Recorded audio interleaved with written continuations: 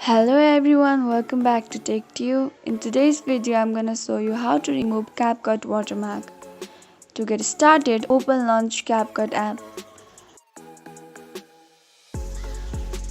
At the top left, you can see Setting button. Now click on the Setting button.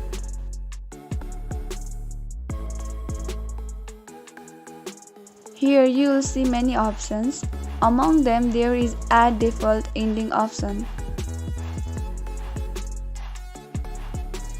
Click on the button and click on Discard option. Now your setting is off, and that's how easily you can remove CapCut watermark.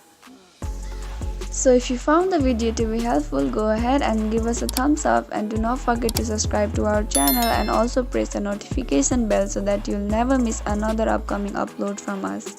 I'll see you again in next video. Goodbye till then.